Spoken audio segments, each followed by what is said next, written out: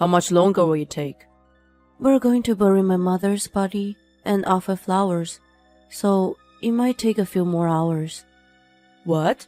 I can't get to my bed on time. Buried her quickly. What a pain in the ass. I'll be in the waiting room taking care of the incense, so I don't have to go, do I? It's too much trouble to move from one place to another. Then I won't go either. The game is about to start. My name is Sarah, and I'm 26 years old. I just got married last spring, and I'm a stay-at-home mom. My father, who owned a company, died early. I'm a secretary to my mother, who succeeded him as president of the company. My husband Mitchell is 2 years younger than me and 24 years old. He's a motorcycle delivery service provider by trade. We met in our company's office building. I was in the elevator when the door was about to close, and Mitchell came running in it. It was his first day on the job, so he said, I can't figure out which way to go. He was running around the building, sweating, because he couldn't find the department he needed. It was a bike delivery that had to be completed in time. I led the health-conscious Mitchell by the hand to his destination. After that, I often saw Mitchell, who seemed to have been assigned to this area. One day, on the way home from work, I stopped by a ramen shop with my colleagues and heard a familiar voice from behind me. So, you go to this kind of store, I turned around to see a friendly-looking Mitchell sitting at the counter eating his ramen with his phone in hand. I said hello and said of course I would come. Saying this, I took a seat with my colleagues and placed our order. I'll take you to a good ramen restaurant next time, he said to me as I was leaving. After that, he would wait for me in front of the office when I was leaving. We began to eat ramen together again and again. At first, it was just casual conversation. But as we got to know each other better, we began to talk about all sorts of things, including our ages and our personal lives. Perhaps it was because we both grew up in a single-parent households. We became even more intimate with each other, and before we knew it, we were married. It was on our way home from a ramen noodle shop as usual. See you tomorrow.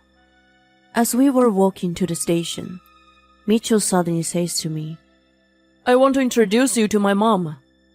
And he invited me to his home.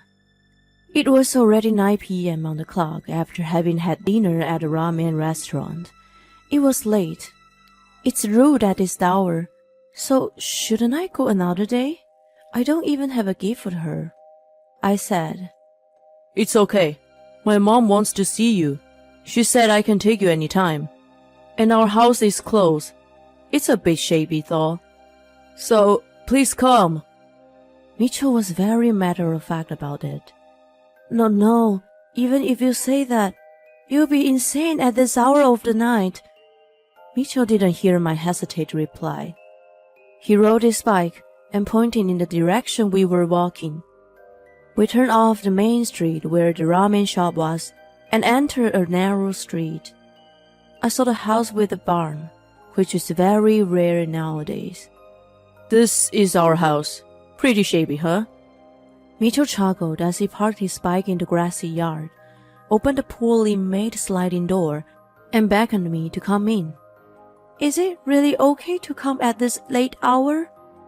I entered the front door with trepidation. Don't worry.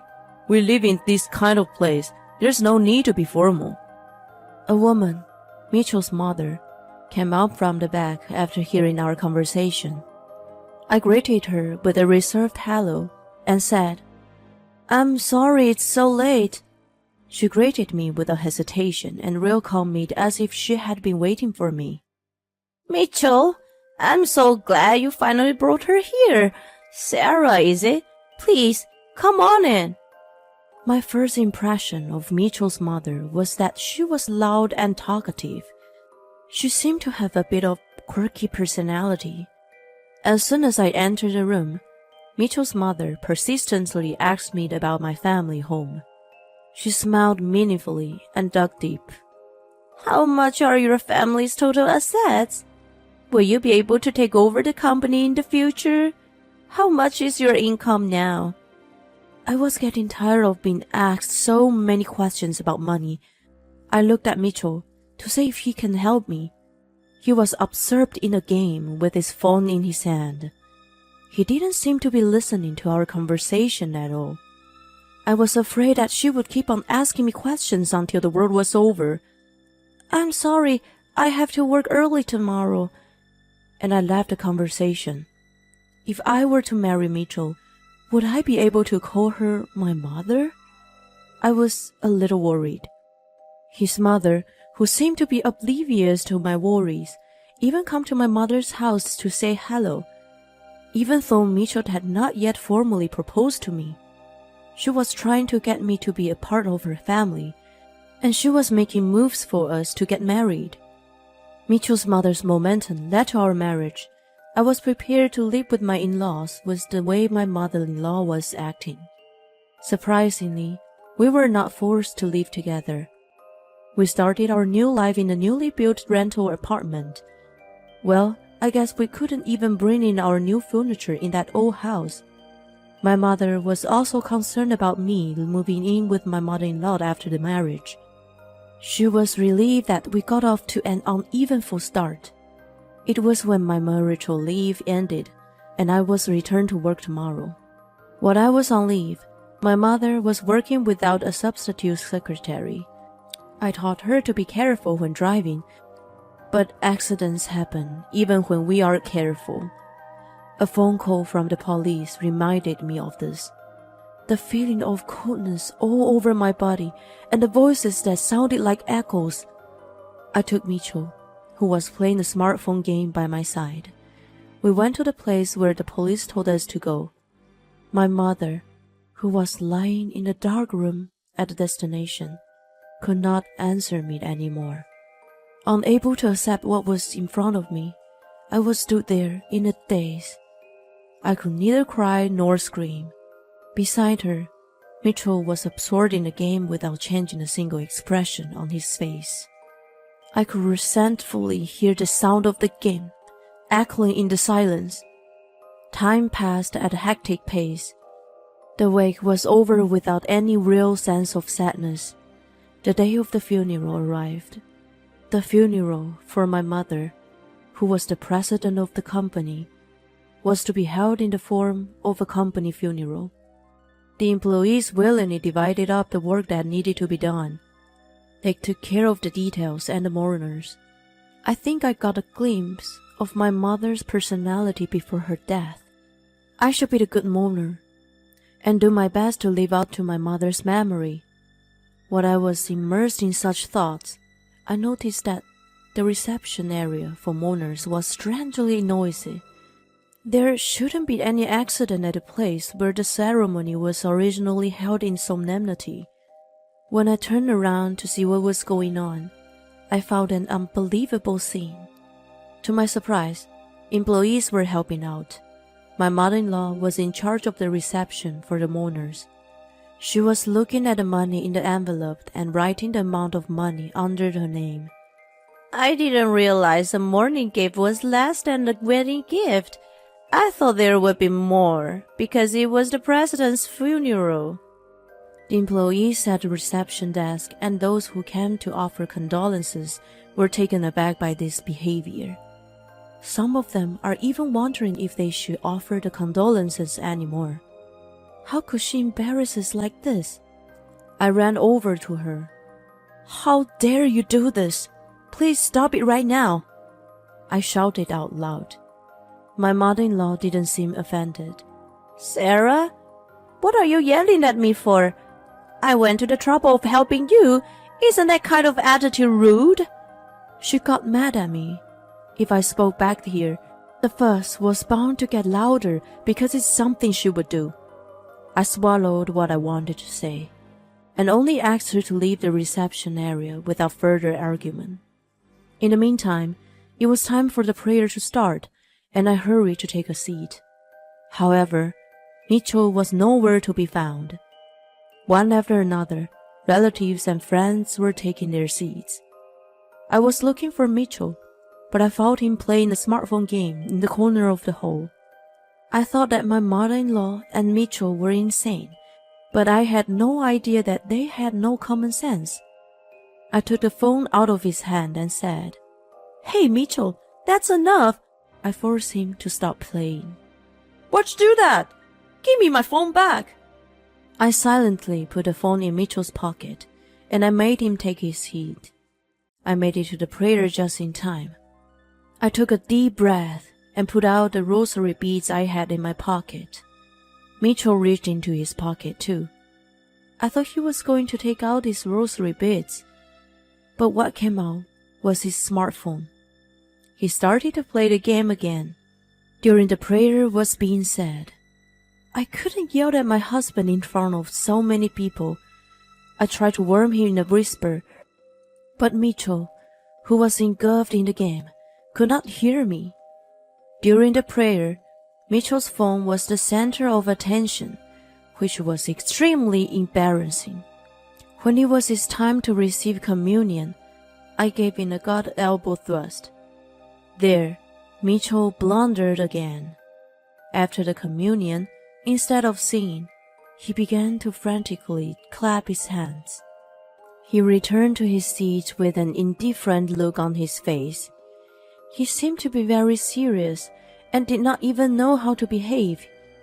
When most of the attendees had sat down, Mitchell returned to his seat, this time yawning. Then he asked me, "How much longer is this gonna take?" Apparently, he was getting tired of attending this service itself. "I guess it will still be a few hours before we can start the burial with flowers for my mother." Mitchell looked very disgruntled when I answered that. "I can't get to my bed on time. Bury her quickly. What a pain in the ass." He said something that sounded insane. Then, even my mother-in-law came over. "I'll be in the waiting room taking care of the incense, so I don't have to go, do I? There will be food after the funeral, right? It's too much trouble to move from one place to another." It was a terrible thing to say. Even Mitchell took the bait and said, "Then I won't go either. The game is about to start." That's what he said. I didn't know they were this crazy. Isn't it awful against the deceased? Just a few days ago, they became my relatives by marriage. I was so mad that I almost blacked out. Even so, my mother-in-law said, "A funeral right after getting married would be the bad omen. It's going to cost a lot of money to pay for the funeral ceremony. Isn't it a nuisance?" She says this like it's obvious. Are you serious about that? The relatives around us looked at us with a doubtful expression on their faces. Then, the person in charge of the ceremony told us that the flowers had been put away, and it was time to have the burial. I was afraid that if I opened my mouth, I would start cursing the two of them. So I hurried and went to my mother's side. After the funeral, I didn't feel like going back to the new house with Mitchell. I went back to my parents' house because I had to sort out my mother's belongings for a while. The house was quiet after my mother left. When I thought that I would never see her again, I finally realized she had passed away. I put out my old photo albums and soaked in the memories of spending time with my mother. When I woke up the next day, I decided to organize what I could of mementos for my relatives and those who were close to my mother. It probably shouldn't have been done so quickly, but I couldn't stay away from doing something. I couldn't deal with the sudden loss of my mother, much less the fact that my spouse and mother-in-law didn't support me. The shock of my spouse and mother-in-law being such people was too much. I was looking at my mother's belongings one by one. Then the intercom rang. It was Mitchell and my mother-in-law on the monitor. I wondered if they had come to apologize. I opened the front door, and the two of them came into the room as if it was a matter of course. And my mother-in-law put on the beaming face. "I came to help. You're gathering her valuables, right?" Without a single word of apology, they suddenly walked through the house, opening closet doors and sideboard drawers. "What are you doing? Coming here out of the blue?" I yelled at them again for their insane behavior. "What do you mean? We have to keep what we can use, otherwise it will be a waste if we get rid of everything. If we don't hurry up, the buyers will come. If we exchange them for cash, we'll split the inheritance among the family." They rummaged through my mother's luxury clothes and bags. My mother-in-law is excited as if she were putting on a fashion show. "What? What buyers?" "Oh, please, you were going to throw away something you didn't want for free? Even it's $2 or $3, if you don't turn it into money, you'll lose it. You were busy with the inheritance procedures, so I made arrangements for you." My mother-in-law looked at me as if she loved me. "I didn't ask you to do that. Don't touch her things. How much more insane do you have to be? Please, leave." Then my mother-in-law brazenly said, "I'm going to leave here from today, so there's no need for me to leave, is there? You're going to get this house and all its contents anyway." What? I was surprised, but my mother-in-law looked at me blankly and said, "You don't understand why I didn't move in with you and Mitchell? Because I didn't want to have to move so many times. I was going to move in with you if you build your own house eventually. I thought that with the money that you make, you would be able to get it up and run in no time. Thanks to your mother, we got the house ahead of schedule. I should be thanking her. How can she live so selfishly?" Then Mitchell, playing his game, added, So, that's that. I married you because you seem to make a good salary, and your family is rich. He said that plainly. "Does that mean you're after my fortune?" I asked him. Yeah, when I'm rich, I can spend all the money on games. That's what my mom told me. So she said I should definitely get married. She said that she wants to be able to spend as much as she wants to. I was surprised at his answer, which made me question his mental age. Does that mean that as long as I had money, you would have been happy to marry anyone? I guess so. Huh? I can't believe you would say that. I feel deeply ashamed that I married such a guy. Are you two making fun of me? Cut it off! Get out of here! I was sick of seeing their faces and urged them to leave immediately. Then pay this alimony. I was appalled at how attached she is to money. I would not give a single penny of my mother's wealth to such a person. I'm not kidding. I'll split the wedding funds 50-50, so I want it to be a super luxury hotel, is what my mother-in-law said. But she still hasn't paid her share for the wedding. My mother-in-law said that she wanted to have a full-course meal at a super luxury hotel. She insisted that the wedding be held at this hotel. When I pointed out to my mother-in-law, who doesn't even try to pay back her debts, but only thinks about receiving gifts, that it's not going to happen, she said, "Why would I pay back when the person to pay is gone now? If you insist on me paying it back, why don't you just set it off against the alimony? If we divide the property, there will still be enough to pay the alimony," she said. I decided to call the police for loitering. When the police arrived, instead of panicking, my mother-in-law told them she was just helping sort out the belongings.